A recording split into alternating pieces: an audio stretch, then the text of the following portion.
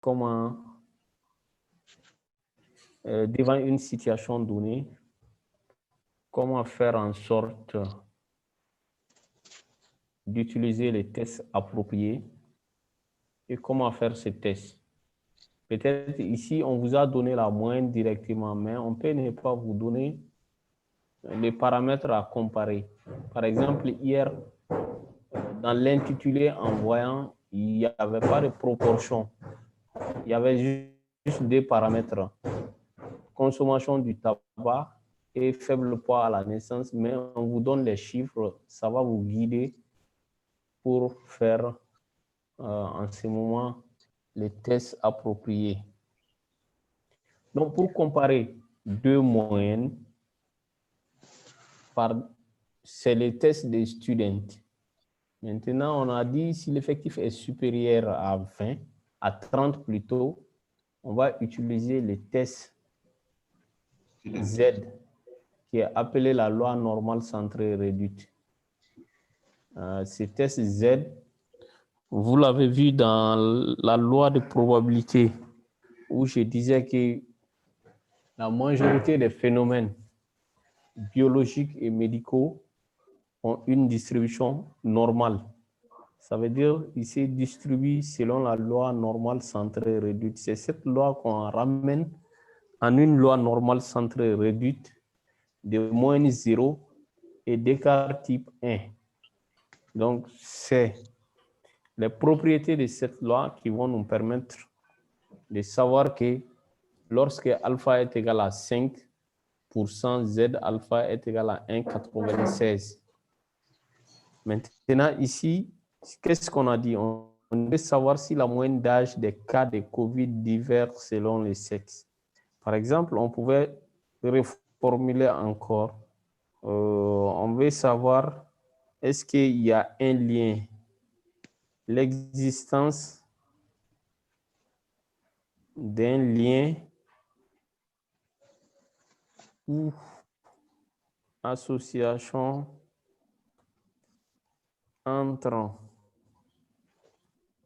entre sexe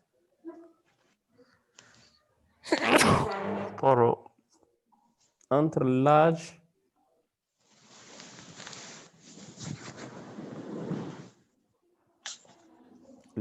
des sujets atteints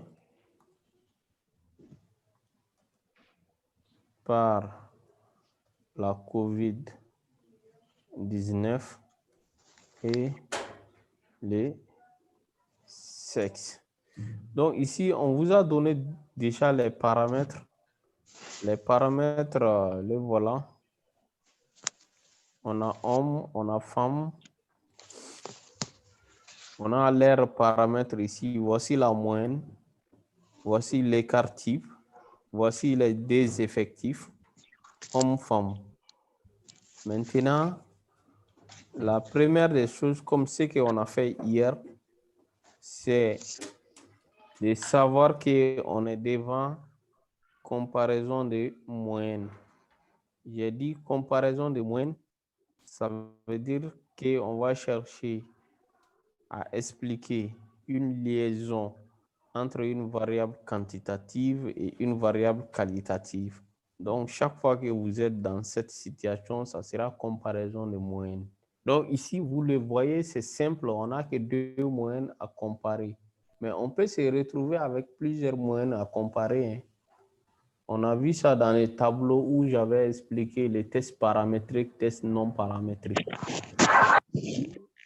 Ici, c'est comparer deux moyennes, mais on peut se retrouver avec plusieurs moyennes. Plusieurs moyennes, on va utiliser l'ANOVA, l'analyse des variances. Très probable, on va le voir en deuxième période avec le cours de Biosat, les modèles multivariés. On aura besoin de l'analyse des variances pour comparer plusieurs moyennes. Même par défaut, il y a certains logiciels. Par exemple, EpiInfo, au lieu d'utiliser Z, lui, il va te donner, quand tu ne lui demandes pas, il va te donner les résultats de l'ANOVA.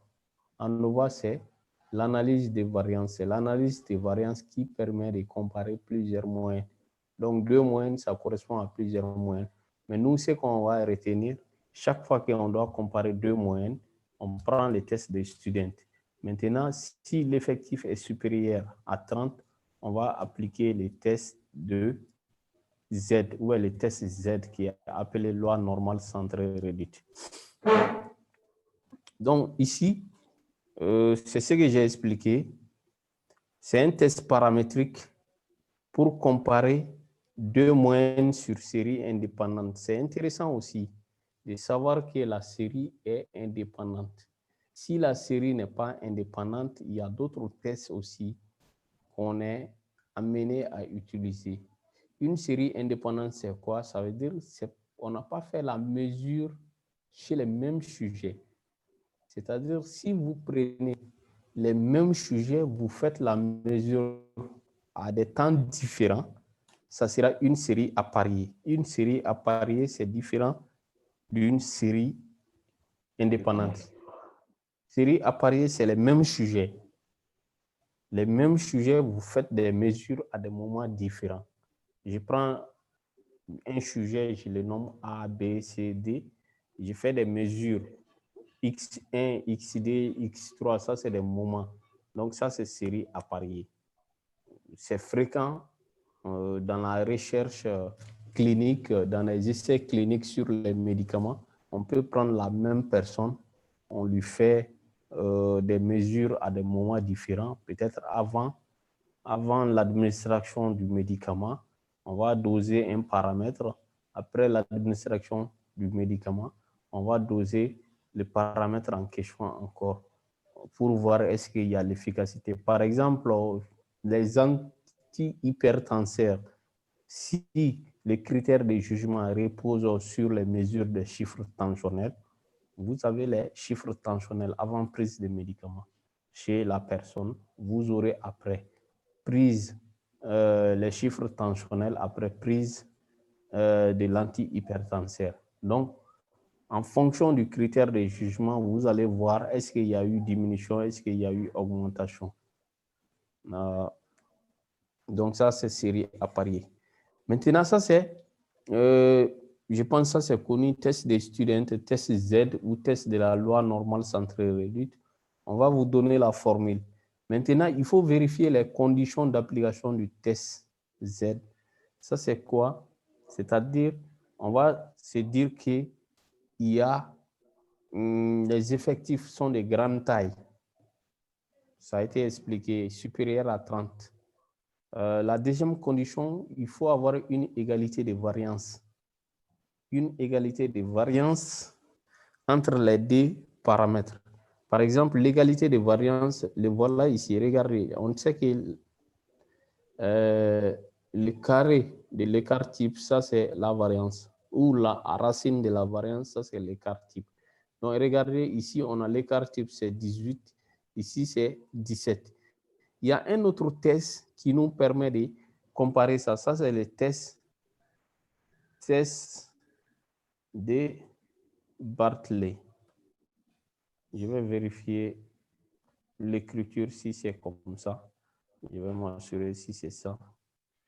Il y a le test de Bartley. Par ailleurs aussi, il y a un autre test pour vérifier si la distribution est normale. Ça, c'est le test de Kolmogorov. Kolmogorov, si je ne me trompe pas, c'est ça. Mais je vais chercher les deux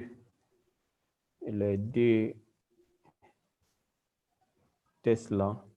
Comment on écrit? Bartley, si je ne me trompe pas, ça doit être ça. Attendez, je vais vérifier. Donc, c'est le test de Bartley qui nous permet, et puis info même quand on va faire la sortie, et puis info quand on va faire l'analyse. Avec, oui. Et égalité de variance là, des Oui. paramètres. J'ai pas trop compris l'explication. Parfait. C'est-à-dire, Oui. ici, on a, dans notre exemple ici, Oui. on a moyenne d'âge par rapport au sexe. Oui. C'est ça on veut chercher. Oui. Maintenant, on a la variance pour moyenne d'âge chez l'homme. Oui. On a la variance également chez la femme. La Oui. variance, c'est quoi? C'est, hier, j'avais fait ça, c'est la somme des carrés des écarts par rapport à la moyenne. On les calcule pour une variable quantitative. Notre variable quantitative ici, c'est l'âge. Oui. Donc, si vous prenez l'âge chez les femmes, vous avez la variance. Oui. Si vous prenez l'âge chez les hommes, vous avez la variance également. Oui. C'est la variance ici, on a donné dans l'intitulé. Mais pour avoir la variance, on va faire les carrés de l'écart type. Oui. C'est ça, non? Oui. Oui.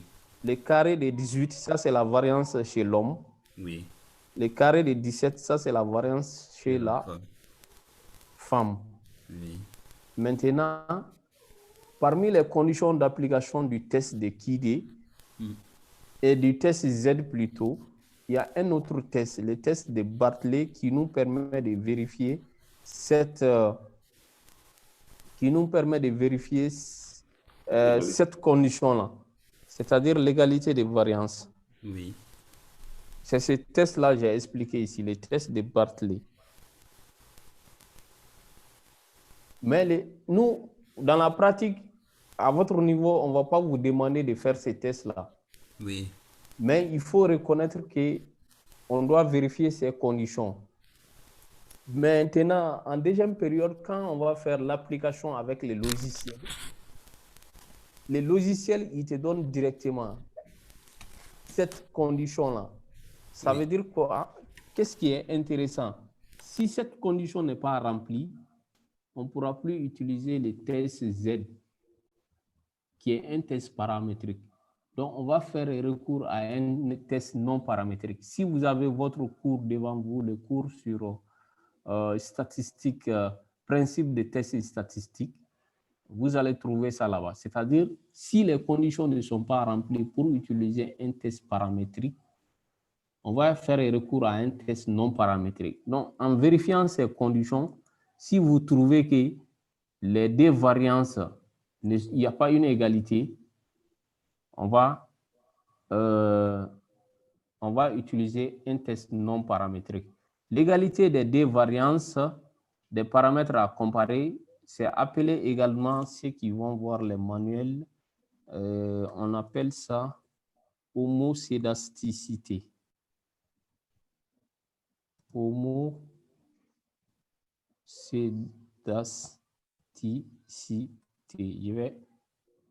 Je vais écrire ça très bien. C'est homocédasticité. Égalité de variance ou homocédasticité.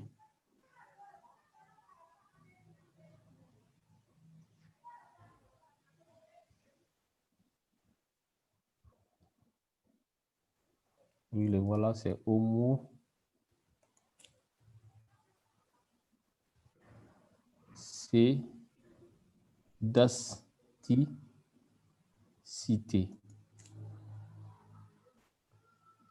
L'homocédasticité, cette condition, elle est vérifiée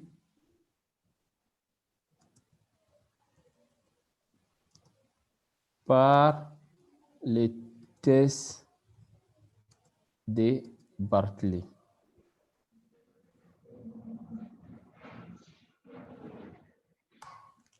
La série ou bien les paramètres sur une distribution normale, ça c'est vérifié.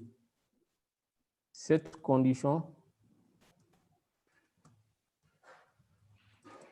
est vérifiée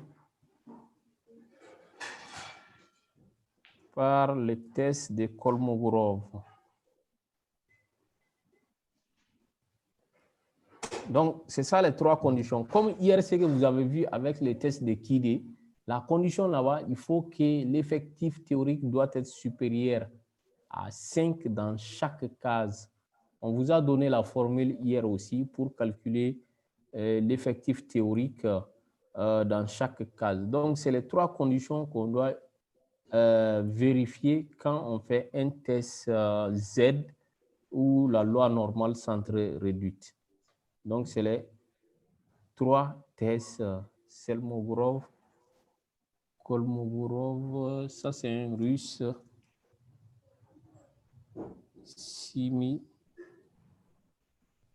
Siminov. C'est bon? Est-ce qu'il y a des questions à ce niveau? Donc, 3 conditions. L'échantillon de grande taille, égalité des variances, distribution normale. Si ces 3 conditions sont remplies, on utilise le test Z. Maintenant, nous, dans notre situation... Hein? Forcément, il faut que les trois soient remplis. Les 3 doivent être remplis. Sinon, on ne peut pas utiliser les tests Z. Mais la troisième condition, si c'est des phénomènes biologiques et médicaux, le plus souvent, on considère qu'ils ont une distribution normale. Mais dans certaines situations particulières, il y a des gens qui vérifient ça aussi. Les logiciels, ils vous font ce travail-là. Sinon, manuellement, c'est un travail fastidieux. Le test de Kolmogorov, quand vous vous mettez à calculer, vous pouvez remplir 4 feuilles manuellement avec sa formule, avec les chiffres. Donc, les logiciels, ils vous donnent ça. Les logiciels, ils vérifient ça. Ils vérifient les deux. La première condition, vous-même, vous avez les effectifs. Mais c'est des éléments à connaître, à maîtriser. Si l'une des conditions n'est pas remplie, on fait recours à un test non paramétrique. C'est bon? Oui, c'est bon, professeur. Mais grande taille, là, c'est supérieur à combien? Supérieur à 30. Supérieur à 30. Grande taille, entre parenthèses. Voilà, supérieur à 30. Supérieur ou égal à 30.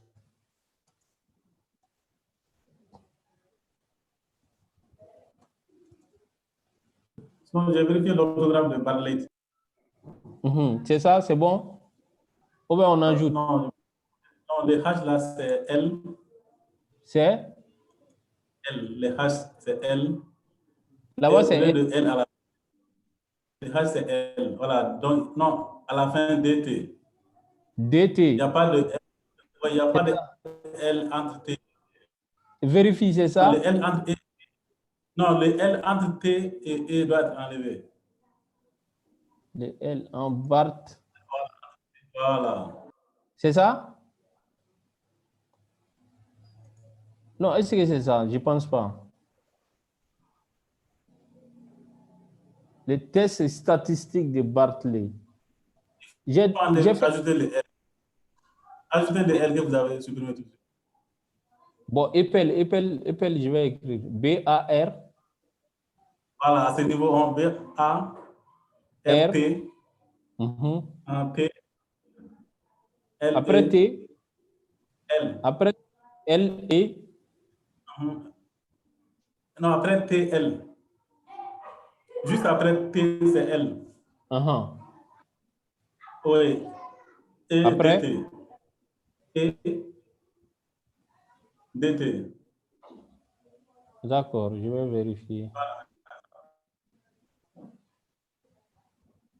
Test statistique.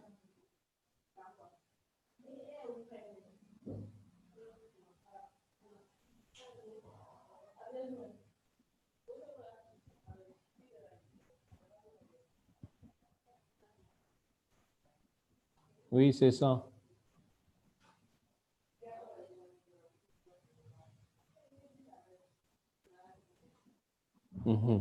Maintenant, si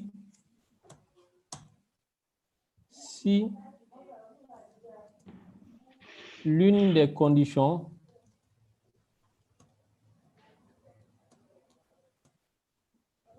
n'est pas remplie, on fait recours à un test non paramétrique. Maintenant, le problème des tests non paramétriques, c'est des tests qui sont moins puissants par rapport à des tests paramétriques.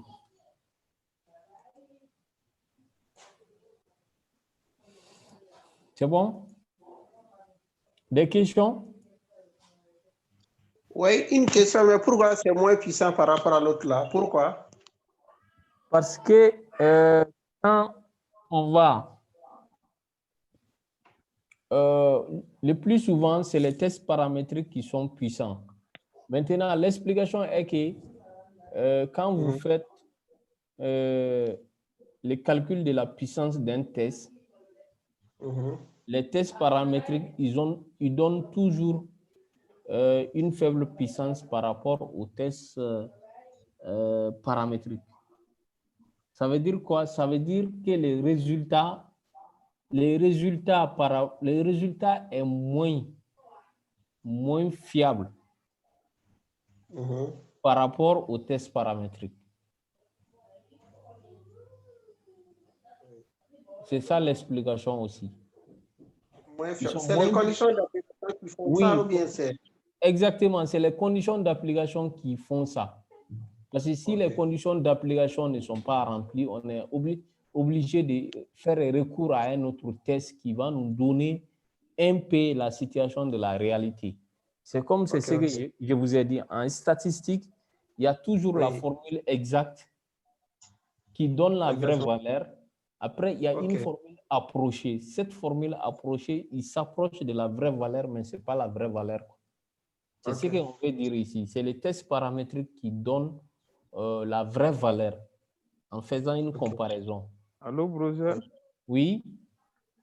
Bon, moi, peut-être même la taille de l'échantillon, plus la taille de l'échantillon est grande, plus on est proche de la vérité, quoi. Oui, la taille de l'échantillon intervient aussi. La taille plus de la taille est grande, voilà, plus on est proche de la vérité. Oui, la taille intervient aussi dans la puissance. La puissance d'un test, la taille intervient. Ok, merci. Oui.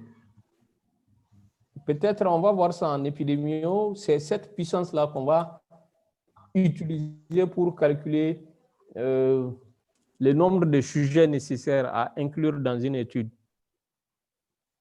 Peut-être certains d'entre vous ont déjà vu ça. Si vous êtes amené à faire des études sur le terrain, il y a des formules que vous allez utiliser pour dire qu'il me faut ces nombres-là à inclure dans mon étude pour pouvoir avoir une puissance donnée.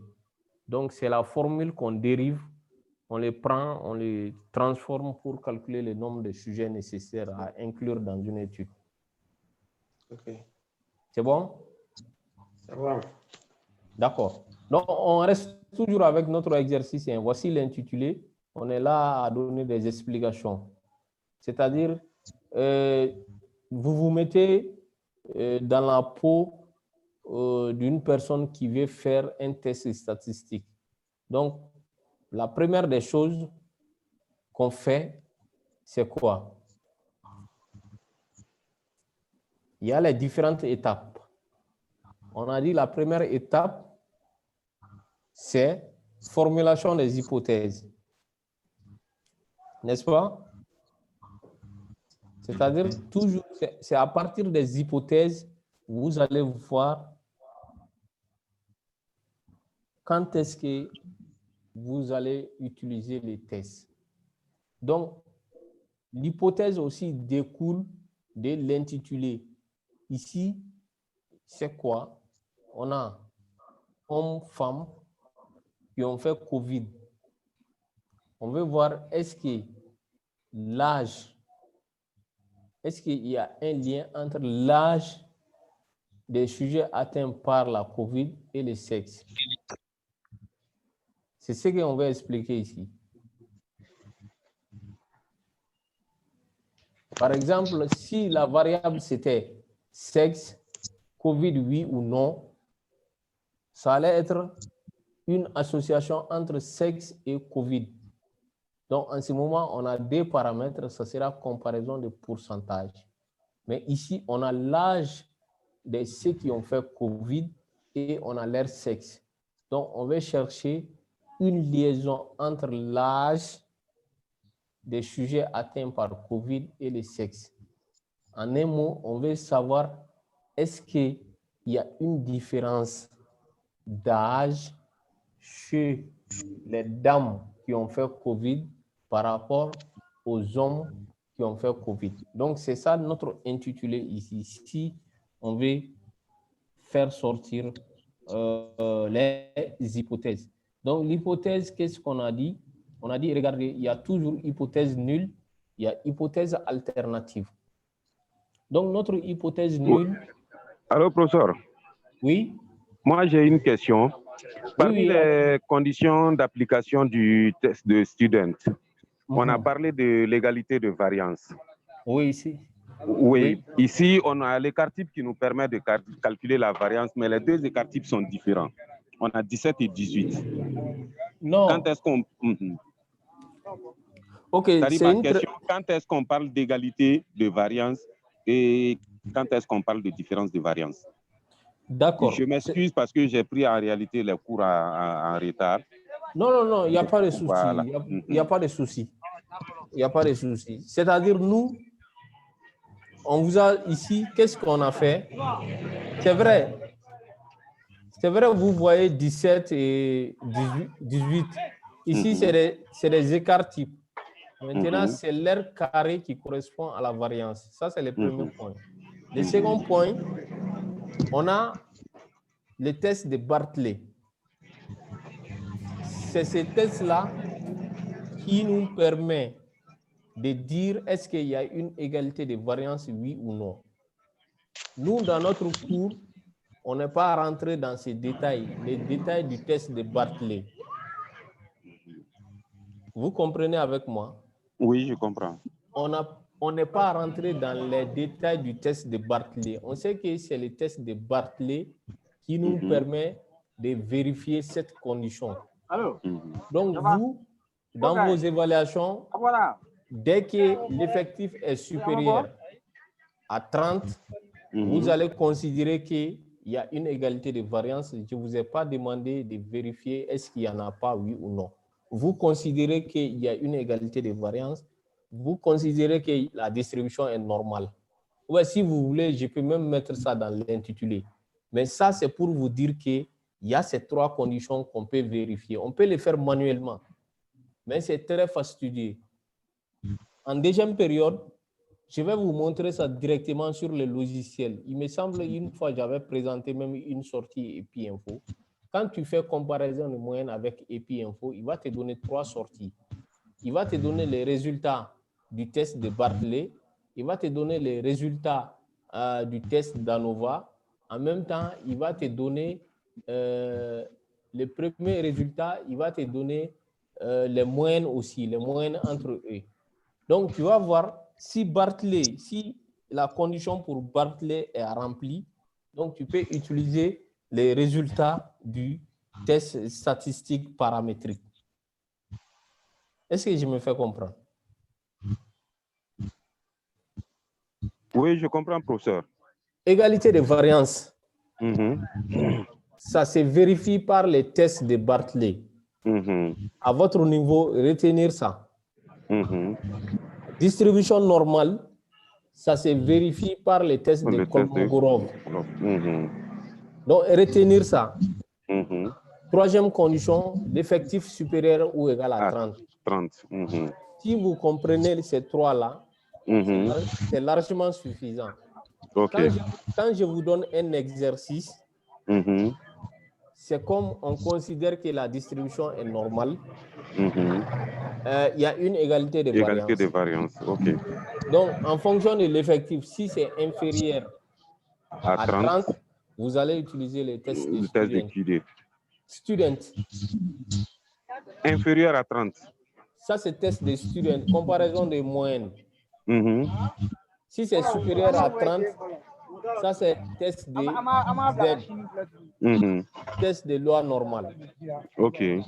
Maintenant, pour vous faciliter la compréhension, en deuxième période, quand on va commencer à faire les tests statistiques sur le logiciel, je vais vous montrer. Le logiciel, il va vous donner trois informations.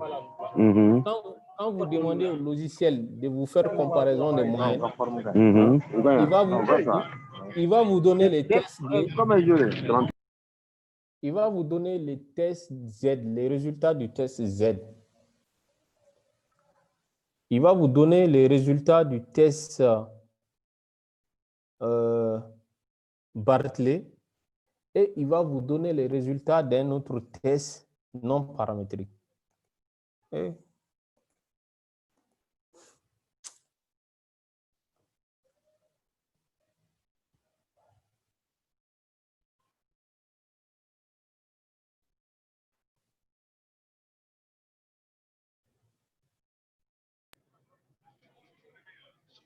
allô? Allô, oui.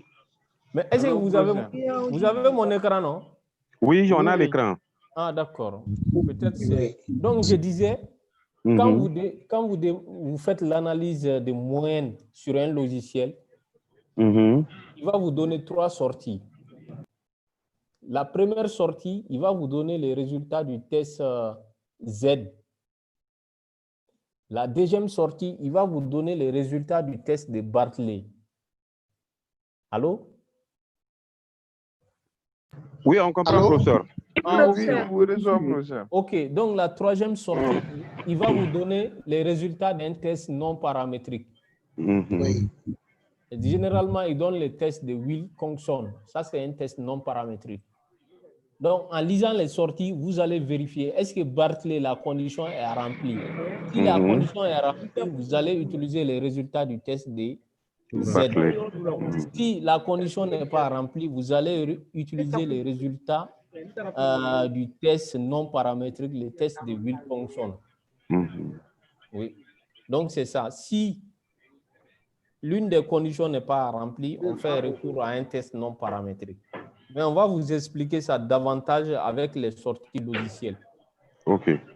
Mais si ici, on vous donne déjà toutes ces formules, je viens de dire Kolmogorov là, même moi, manuellement, je ne l'ai jamais vérifié. Je n'ai jamais vérifié manuellement Kolmogorov.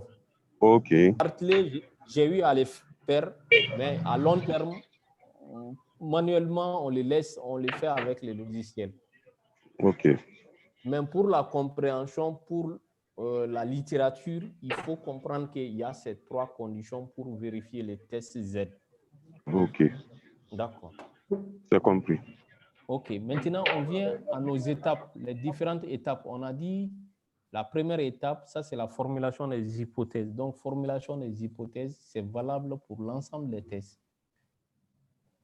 L'hypothèse nulle, on va chercher une égalité entre les éléments à comparer. L'hypothèse alternative, on va chercher une différence. Différence soit bilatérale, soit unilatérale. Donc, ici, notre hypothèse nulle, c'est de dire qu'il y a une égalité entre l'âge moyen des hommes avec COVID et l'âge moyen des femmes avec COVID-19. Ça, c'est l'hypothèse 0. Ça, c'est l'hypothèse nulle, ou un H0. Donc, l'hypothèse alternative, on va chercher juste une différence ici. On ne cherche pas une supériorité, on ne va pas chercher une infériorité. Maintenant, le fait que ça soit bilatéral ou unilatéral, ça change complètement la table de la loi Z ici. Parce que si c'est bilatéral, ça sera des 2 côtés. Zone de rejet, ça sera des 2 côtés. Mais si c'est unilatéral, la zone de rejet, ça sera d'un seul côté. Donc, ça va changer carrément la lecture de la table Z. Ce qu'on a eu à faire, je vous ai montré les 2, mais c'est bilatéral qu'on va surtout utiliser. Bilatéral, on va chercher hypothèse alternative bilatérale, on va chercher juste une différence. Donc, le risque alpha à 5%, c'est à 5%. Donc, variable de décision, voici la formule qu'on utilise. Vous avez tous les éléments de la formule ici. Vous avez les moyennes, vous avez les écarts types, vous avez également les effectifs. Donc, vous allez utiliser la formule. Maintenant, avant d'utiliser la formule, il va falloir faire la zone de rejet. C'est ça notre zone de rejet pour la table Z. Pour la loi normale Z, la loi normale centrée réduite, c'est ça notre zone de rejet. Pourquoi c'est des 2 côtés? Parce que c'est bilatéral. Bilatéral, donc vous allez trouver que Z alpha c'est 1,6. Donc, ça sera moins 1,6. De moins infini à moins 1,6, ça c'est une zone de rejet. De 1,6 à plus infini, ça c'est la seconde zone de rejet. Donc, c'est entre moins Z alpha 0 et Z alpha, c'est la zone de non-rejet de H0. Ça, c'est compris? Ami. Allô? Allô, brother? Oui. Maintenant, comment on a fait pour savoir que c'est bilatéral, quoi? Bilatéral? Non, non, non. Il y a la formulation ici, c'est ce que j'ai dit. Voici la formulation. C'est en fonction de l'hypothèse nulle et alternative. Par exemple, si ce n'était pas bilatéral, j'allais dire que ici, H1, hypothèse, l'hypothèse alternative, c'est unilatéral en ce moment. Ça sera, oui, unilatéral. Donc, dans unilatéral, on va chercher une supériorité ou une infériorité. Donc, chaque fois que dans l'intitulé, on vous dit, on cherche une supériorité ou une infériorité, ça c'est unilatéral. Maintenant, si on vous dit rien, on cherche seulement une différence, on cherche une liaison, on cherche une association, ça c'est bilatéral. C'est compris? Ok, ok. Donc, tant que si on maintenant, si c'est unilatéral, c'est-à-dire dans l'exercice ici, on vous dit qu'on cherche l'efficacité, on cherche la supériorité d'une molécule A par rapport à une molécule B dans le traitement d'un cancer. Donc ça sera unilatéral. Mais quand on dit seulement on veut chercher une liaison, une association, ça sera bilatéral. Ok. Compris? Okay, j'ai compris.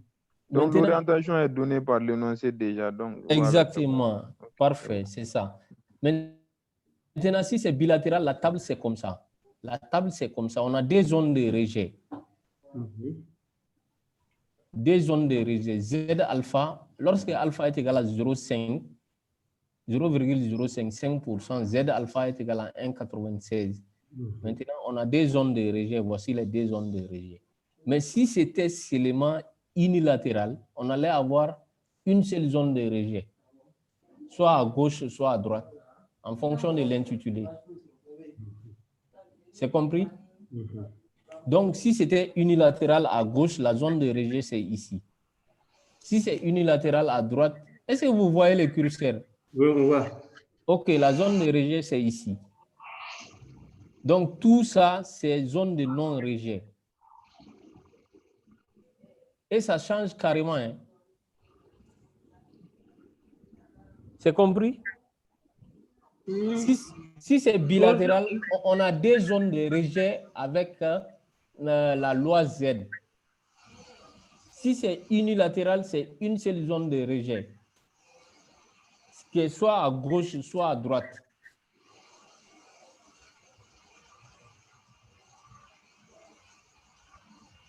Maintenant, l'exemple ici... Alors, professeur? Oui. Maintenant, dans la zone de rejet à gauche, on voit que Z0 est supérieur là-bas aussi à Z alpha. Est-ce que ça ne devrait pas être inférieur? Non, c'est valeur absolue. Hein? C'est pas valeur absolue? Ah, la valeur absolue. Oui, c'est écrit valeur absolue. Oui. C'est la valeur absolue. D'accord, c'est compris. C'est compris? Professeur. Non. Oui. Moi, je n'ai pas bien saisi. D'accord, je reprends. C'est-à-dire, en fonction de l'intitulé, vous allez définir votre hypothèse alternative. L'hypothèse alternative, le plus souvent, c'est bilatéral, mais ça peut être unilatéral. Si c'est bilatéral, ça veut dire que vous avez des zones de rejet avec la loi normale centrée réduite. avec la table Z, vous avez deux zones de rejet. Si c'est unilatéral, c'est une seule zone de rejet. Maintenant, notre exemple ici, regardez, on a dans une situation, on a dit bilatéral. On va chercher seulement une différence. Donc, si c'est bilatéral, on est avec ces graphiques-là, des zones de rejet des deux côtés. Ça veut dire quoi? Ça veut dire que si je calcule mon Z alpha, si c'est égal à 3, ça se trouve ici. 3, c'est ici. Donc, ça veut dire que c'est dans la zone de rejet. Si c'est moins 3 également, ça se trouve ici, c'est dans la zone de rejet. Parce que Z alpha ici, c'est 1,96. Ça, c'est bilatéral. Supposons que c'est unilatéral seulement. Si c'est unilatéral à droite, ça veut dire que zone de rejet, c'est ici. Donc, tout ça là, toute cette partie-là, ici, fait partir des zones de rejet. Tout ça. Donc, si je trouve 1, il se retrouve dans la zone de rejet. 3 se retrouve dans la zone de rejet, ainsi de suite. T'as compris? Ouais, c'est pas compris. Non, c'est pas bien compris. En fait, j'ai une autre. Attendez, je vais chercher une table unilatérale. Je vais vous montrer une table unilatérale. Vous avez compris la table bilatérale quand même? Oui. Oui, Okay. mais professeur. Oui. Et pendant l'évaluation, nous sommes obligés de faire des graphiques comme ça là? Non, vous n'êtes pas obligé. Ça, c'est des explications.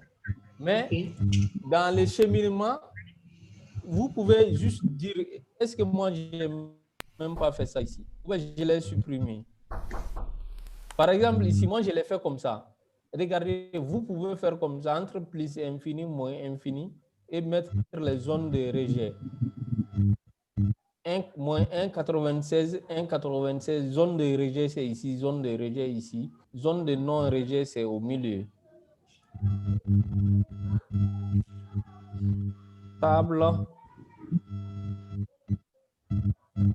Table Z.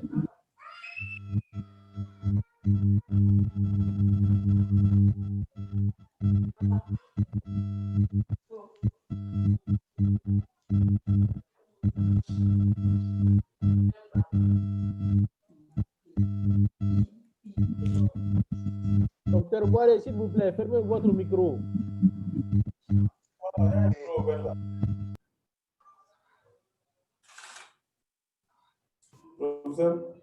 Oui. Non, je suis en train de prendre table Z unilatérale. Mon écran est en pause, non? Oui. Oui, voici une table. La zone de rejet là. La zone de rejet, si les moins 1,96 et 1,96 font partie de la zone de rejet. La valeur 1 même, 1,96. Ça fait pas tout le temps. Bon, en principe, ça fait partie. Ça fait partie. Okay. C'est le début de la zone. Oui. Et professeur? Oui. Ça ne devrait pas faire partie. Hein. Si je me réfère sur les graphiques que vous avez donnés en haut, parce qu'on dit que Z0 inférieur ou égal. Attendez, d'accord, je reviens. Je télécharge l'autre là.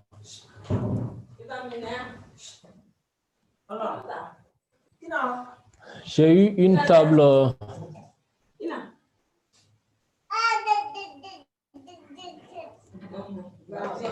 Vous voyez mon écran? Allô? Non. Professeur, nous voyons l'écran. Nous voyons l'écran. L'écran téléchargé. Hein? On ne va pas l'écran téléchargé, on va pas Z0. Ah, ok, oui, je pense que ça arrive maintenant. Nouveau partage. Ici, partager. Est-ce que vous voyez ça? Oui. Voilà, on voit maintenant. On voit maintenant. Mais c'est petit, quoi. Oui, c'est petit même chez moi, là. Hein? Très difficile à voir. Vous pouvez zoomer. Oui, c'est ce que je suis en train de voir. Maintenant, bon, attendez, j'arrive pas. Hein. Je reviens.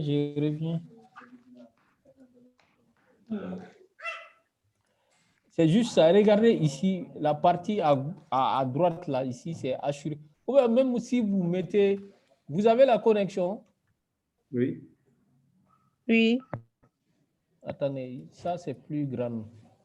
Il y a une qui est plus grande ici.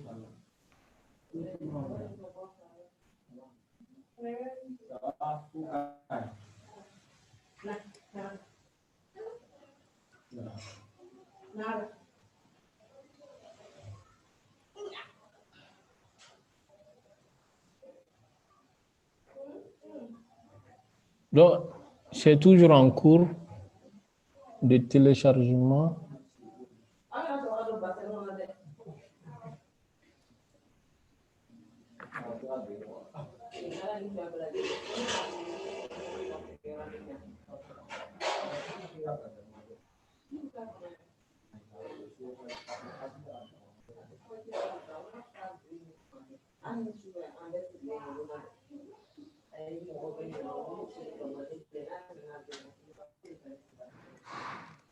Maintenant, j'ai eu le voilà partagé. Est-ce que vous voyez maintenant? Oui, on voit. Donc, ça, c'est une table en hypothèse unilatérale. Ça, c'est à gauche.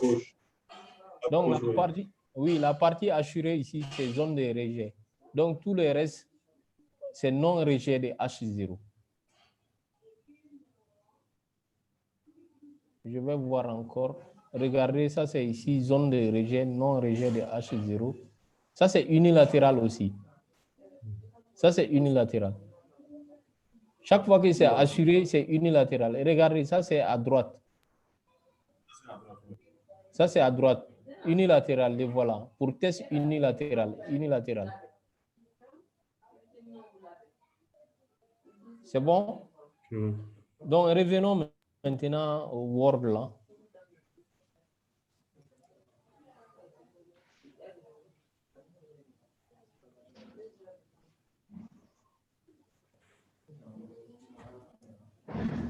Donc, c'est bon? Oui. Donc, on était ici. Est-ce que 1,96 là même fait partie, oui ou non?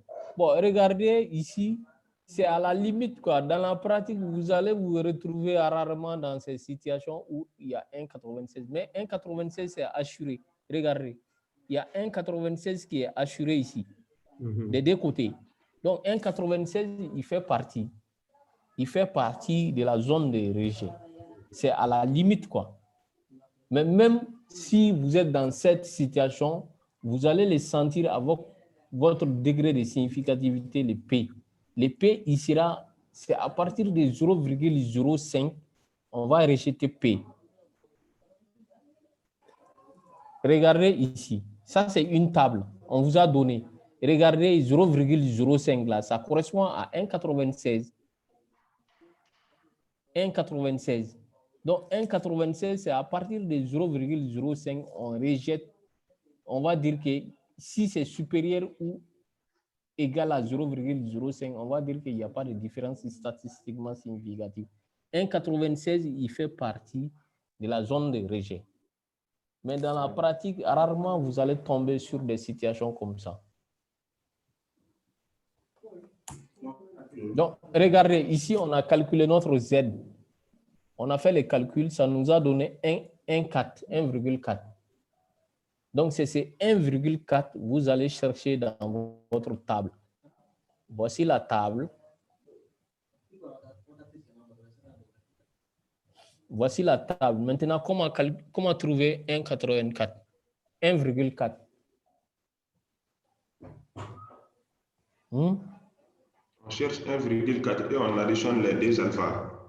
Exactement. Donc, recherchez 1,4 quelque part ici. Ça, c'est 1,2. Donc, ça vient ici, ça vient ici. Donc, 1,4, c'est quelque part ici. C'est dans la colonne de 0,6. 0,6 et 0,10. et 0,10. Donc, ça sera 0,16. N'est-ce pas? La table Z, on va faire la somme des deux côtés, colonne et ligne. C'est-à-dire ici, on a notre 1,4, c'est quelque part ici. En ligne, ça correspond à 0,10. Et en colonne, ça correspond à 0,06. Donc, vous allez faire la somme des deux. Ça va vous donner votre 0,16. Donc, c'est ce qu'on a fait ici. Regardez, Z0 calculé, c'est 1,4 qui est inférieur à 1,96, différence non significative. Maintenant, c'est dans les calculs de P, on va dire que, on a dit ici, la probabilité alpha s'obtient, le voilà, on a donné l'exemple. Pour notre exemple, avec Z0 est égal à 1,405, la probabilité alpha est égale à 0,16. C'est ce que je vous ai dit hier aussi. Quand on finit les tests, quand on parle alpha, ça correspond à P. Ça correspond au degré de significativité P. Donc, on a dit le degré de significativité P est égal à 0,16, qui est supérieur à 0,05. Donc, en conclusion, il n'y a pas de différence statistiquement significative. Mais ce qui est intéressant, avant d'arriver à P d'abord, quand vous trouvez ici cette partie-là, zone de rejet, degré de significativité, conclusion du test, vous avez calculé votre 1,4. C'est 1,4, non? N'est-ce pas? Donc, regardez 1,4. Vous allez le mettre où ici? 1,4. Vous allez le mettre où? Zone de rejet. Zone de rejet. Parce que ici, c'est 1,96. Donc, 1,4, c'est dans la zone de rejet. Donc, rejet, déjà, ça veut dire on va rejeter l'hypothèse nulle. Hypothèse nulle, c'était quoi? Hein? Zone de rejet, c'est ça, on va rejeter. Oui. 1,4, c'est pas dans la zone de non-rejet? Non, regardez ici. C'est inférieur à... Non, on est dans une table. Ah oui, 1,4 et 1,96. Ok, oui, c'est ça. C'est ça, 1,4. C'est dans la zone de non-rejet. Ok, donc très bien. Zone de non-rejet. Regardez. Non-rejet ici, c'est 1,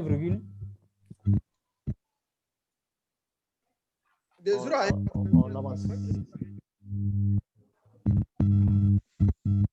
Oui, c'est ça même, on a dit. On ne rejette pas. On ne rejette pas l'hypothèse nulle d'égalité entre l'âge moyen des femmes et des femmes et hommes avec Covid. C'est ça. Donc, c'est zone de non-rejet.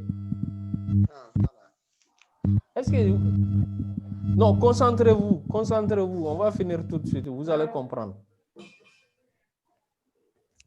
On a calculé notre Z0. N'est-ce pas? Z0, c'est ici. 1,4. 1,4, c'est quelque part ici. 1,4, c'est quelque part ici. Donc, on ne va pas rejeter. Oui, on ne va pas rejeter H0. C'est ça, non? Oui. Non, rejet de H0. Donc, H0, c'était quoi?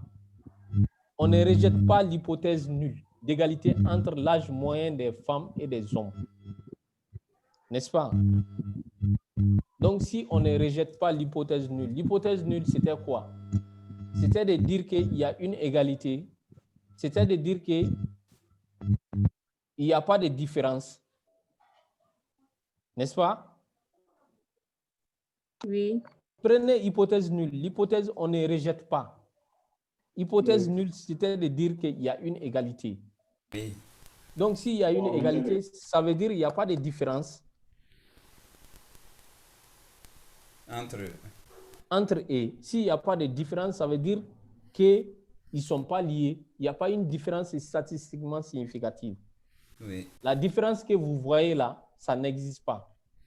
On ne rejette pas H0. H0, c'est de dire qu'il y a une égalité entre les deux. Donc, s'il y a une égalité, ça sous-entend qu'il n'y a pas cette différence. Oui. Donc, s'il n'y a pas cette différence, on va conclure qu'il n'y a pas de liaison, il n'y a pas une association statistiquement significative. C'est ce qu'on voulait dire ici. Oui. On ne rejette pas l'hypothèse nulle d'égalité entre l'âge moyen des femmes et hommes avec COVID. La différence d'âge que nous voyons n'existe pas réellement. Ce n'est pas une différence statistiquement significative. C'est compris? Oui, professeur.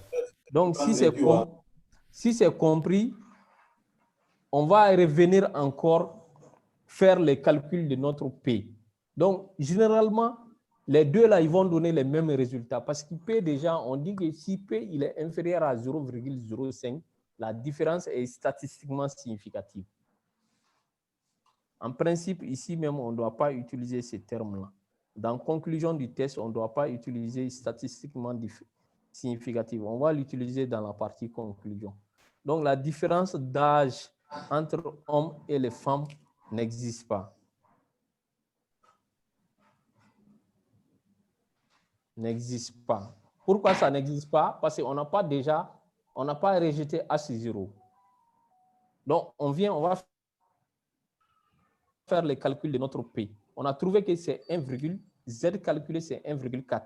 Donc, c'est 1,4 on va chercher. On a trouvé que les 1,4 pour Z0 est égal à, ça c'était des exemples. Tout ça c'est des exemples. Pour notre exemple, Z0 est égal à 1,40. La probabilité alpha est égale à 0,16. Donc, le degré de significativité P est de 0,16. Ce degré de significativité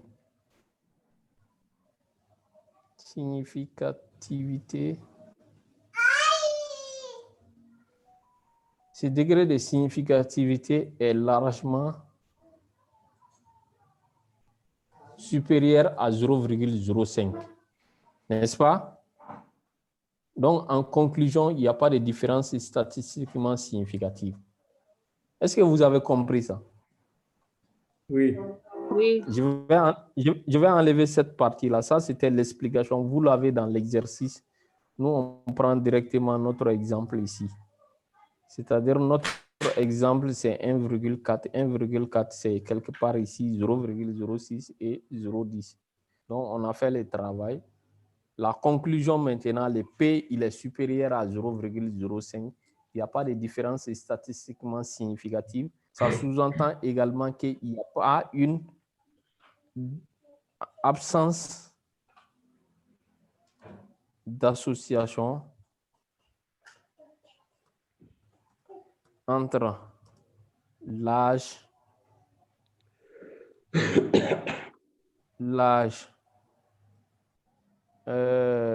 des sujets avec COVID et sexe. C'est compris?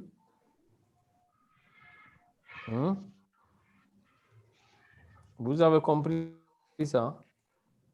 Oui, oui, professeur. Des questions? Vous avez compris bilatéral et unilatéral, non? Oui. La lecture. Unilatéral, c'est un seul côté. Bilatéral, c'est des deux côtés.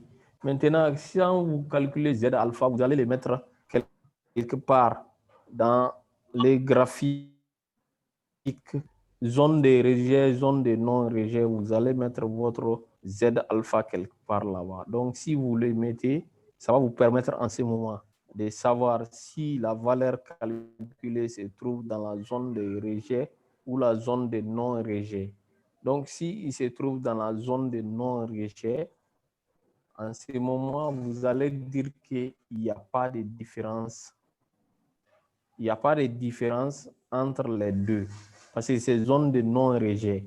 On ne rejette pas hypothèse nulle. Par exemple, si c'était dans la zone de rejet, ça veut dire qu'il y a une différence entre les deux paramètres. Il y a une association entre eux. Donc, vous revenez encore calculer votre P. Le P, on a fait la manière de calculer. Vous me donnez une valeur, par exemple. Z calculé. Quelqu'un me donne une valeur, on va aller chercher dans la table.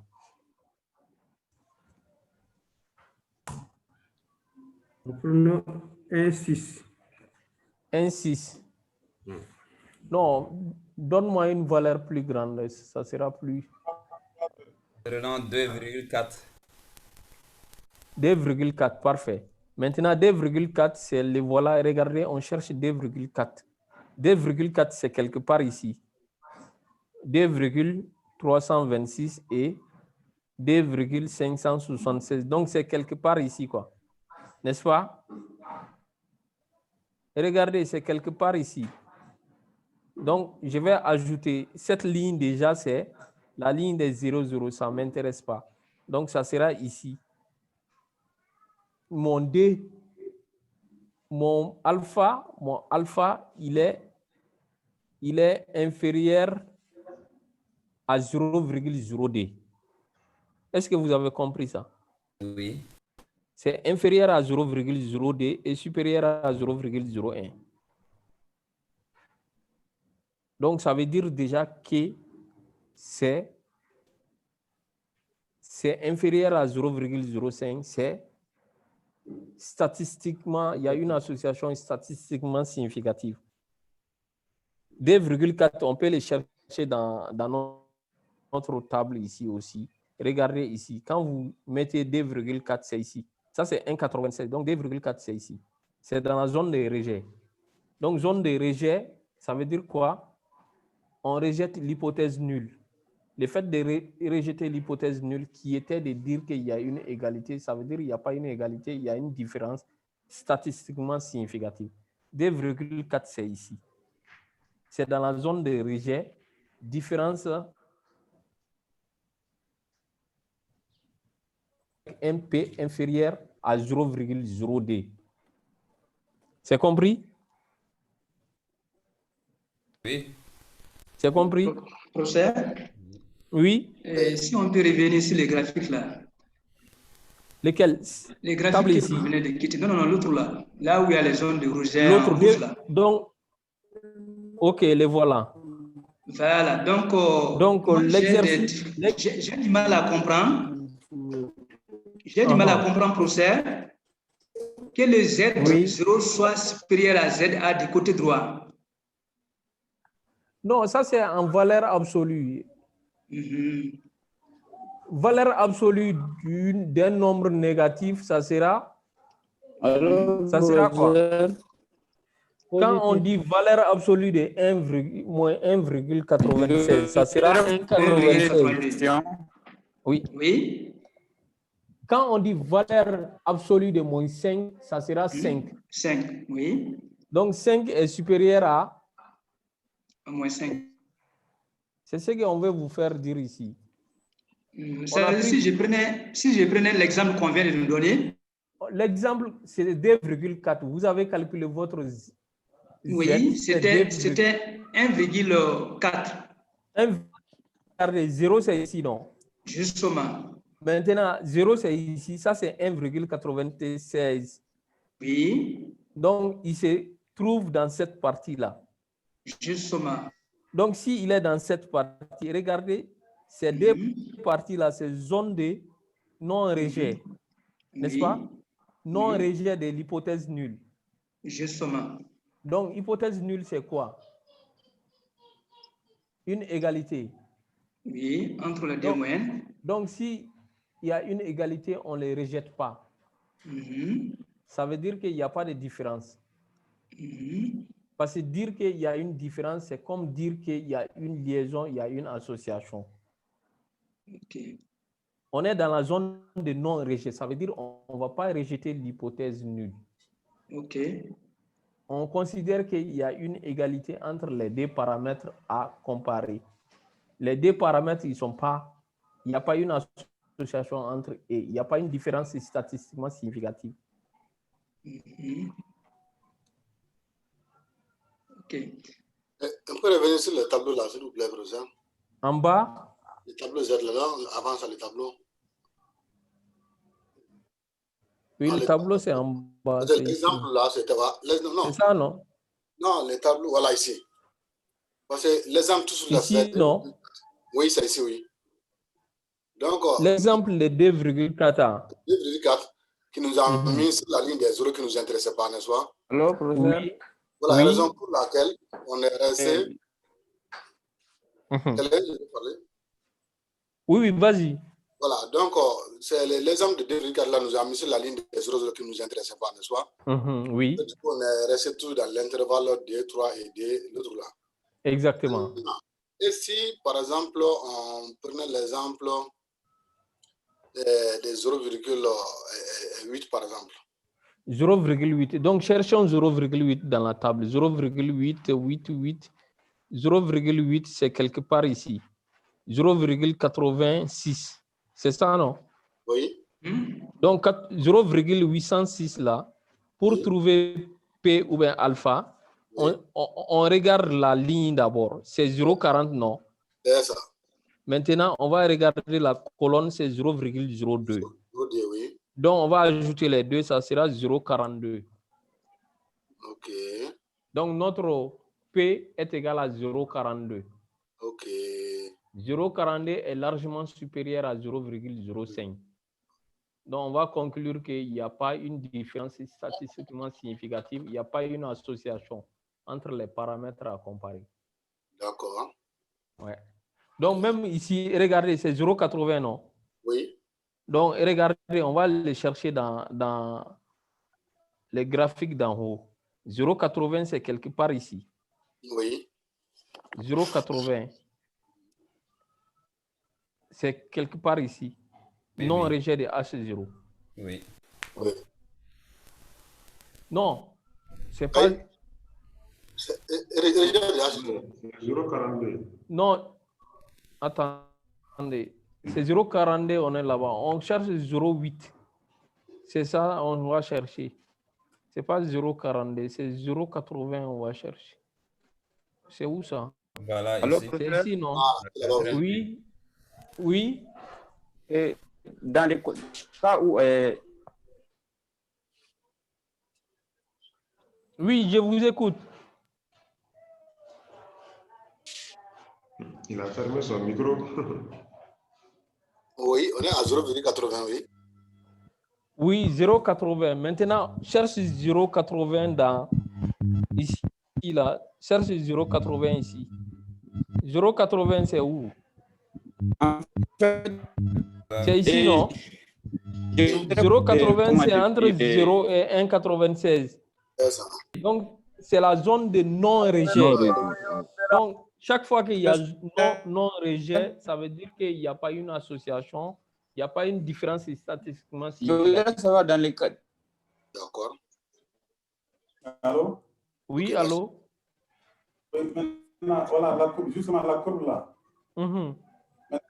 Est-ce que c'est la présentation graphique de notre variable est quantitative ou bien? Non, test Z là, c'est toujours pour comparer des moyennes. Donc, ça sous-entend que vous avez une variable quantitative et une variable qualitative. Ici, notre exemple, variable quantitative, c'est l'âge, qualitative, c'est sexe. La loi Z, c'est pour comparer des moyennes. Oui, on peut se retrouver dans la situation négative, bien sûr. La situation négative, c'est ici. Par exemple, ça, c'est moins 1,4. Donne-moi une valeur négative. Je voulais savoir, là, ça dépend des cas où... Non, laissez l'allure du courbe. Ça, c'est un travail qui a été fait depuis depuis très très longtemps par les statisticiens, les savants, les probabilités, les lois de probabilité, les lois de distribution, le travail a été fait. Nous, maintenant, c'est d'utiliser les résultats de ce travail et surtout de savoir interpréter les sorties sur le logiciel. Sinon, eux, ils ont fait ce travail-là. Ça découle de la loi normale centrée réduite, où on va ramener la moyenne à 0, l'écart type à 1. Donc, moins 1,96 écart type plus 1,96 écart type, 95% des valeurs vont se retrouver. C'est une propriété de la loi normale qui a été utilisée pour faire la table. C'est bon? Allô, professeur? Bon, je vais prendre 2 questions. Je pense après, on va arrêter. Voilà. Je voudrais savoir dans les cas où sur la ligne de colonne là. Maintenant, nous avons des chiffres entre deux valeurs. Par exemple, entre 0,1 et 0,2. Maintenant, et que nous ne soyons pas sur la ligne de 0,0. Ça, c'est simple. Maintenant, regardez, si je vous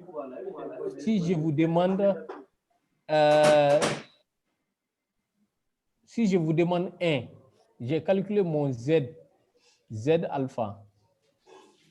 Le Z que j'ai calculé, c'est 1. Donc, 1, je sais que c'est quelque part entre les deux ici, non? Oui. C'est entre 1,015 et 0,994. Donc, je me place ici. Si je me place ici, je vais prendre 0,30. Je vais prendre 0,30 et je vais prendre là où c'est inférieur, 0,02. Donc, si je fais la somme, c'est 0,32. Donc, je vais dire que mon P est inférieur à 0,32. Je sais que c'est inférieur à 0,32. C'est entre 0,31 et 0,32. Est-ce que vous comprenez? Je vois. Je comprends maintenant. 1, c'est ici. Donc, c'est entre 0,31 et 0,32. Donc, si vous me donnez valeur 0,31, 0,32, je vais prendre. Maintenant, je sais que c'est entre les deux. Si vous me dites que c'est inférieur à 0,32, je vais prendre. Si c'est entre les deux, je vais prendre. Mais l'essentiel pour moi, c'est la conclusion finale, c'est inférieur à 0,05. N'est-ce pas? Si on prend la même chose encore, prenez ici 1,50. 1,50, je sais que 1,50, c'est quelque part ici. C'est entre 1,514 et 1,476. On a 1,50 là-bas. Donc, ça veut dire mon P, il est entre 0,13 et 0,14. C'est bon? Oui, c'est bon. Oui, parce que les tables sont faites pour simplifier le travail. C'est pour vous éviter tous ces calculs-là. Parce que ces calculs-là, c'est des calculs fastidieux. Ils ont déjà fait les travaux depuis des siècles. Nous utilisons les produits de ces travaux et on avance avec d'autres modèles pour faciliter le travail. La dernière question, qui veut prendre la parole? Il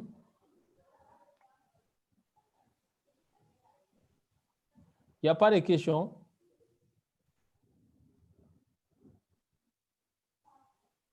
Il n'y a pas de questions. Quelqu'un avait parlé des chiffres négatifs là. Oui, les chiffres négatifs.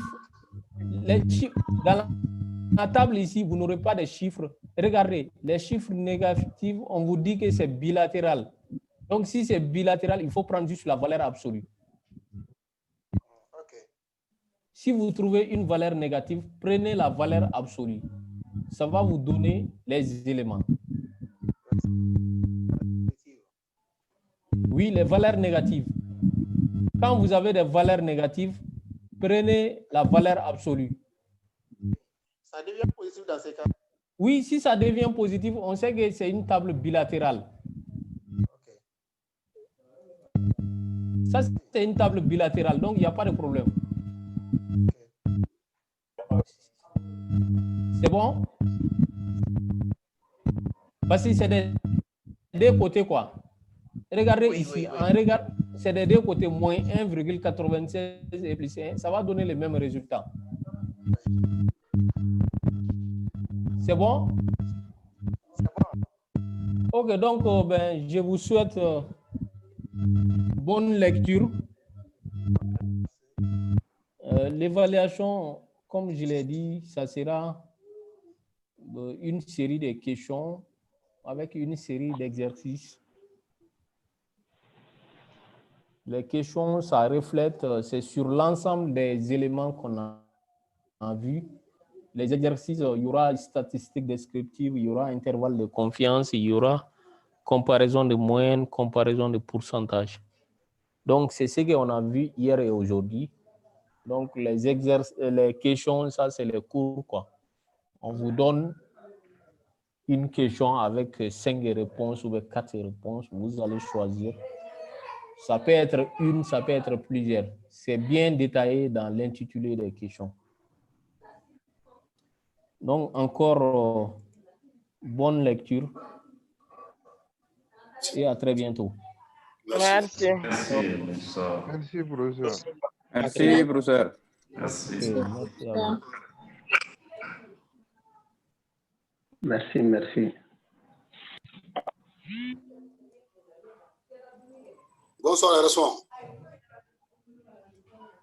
Les reçois, Ali, là. Allô, oui. Reçois, bonsoir, ça va? Ça va bien. Oui, ça va, Dieu merci. Voilà. Ah, t'es trop mal joué, ça va? Je t'appelle bien Traoré. Ok. Voilà. Je me suis adressé à vous et à Diakité cet après-midi là par rapport à notre cadre d'étudiants au Barge là. Ah, bon, je connais. Vraiment, voilà, je devrais nous prévoir cela, soit les cartes, les Barges. On a même déjà envoyé des photos depuis à l'inscription là. Je ne sais pas où en sont. Oui, en tout cas, si on demande la direction. Voilà. Je pense que c'est intéressant. Alors, bonsoir. Je vais appeler Jackie après. Bonsoir, responsable. Voilà. Bonsoir, ça va? Alhamdulillah, très bien. S'il vous plaît, c'est Dr. Sidik. Moi, je viens de prendre le terrain en marche tout de suite. Ça vaut seulement 5 minutes vers la fin. Si on peut nous envoyer également le cours aujourd'hui, comme d'habitude.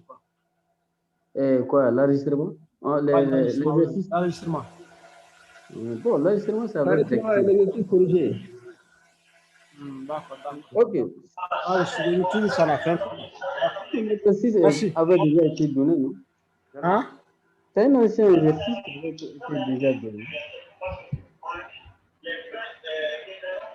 Un ancien exercice qui a été donné déjà. Non, ça a été fait déjà. Merci.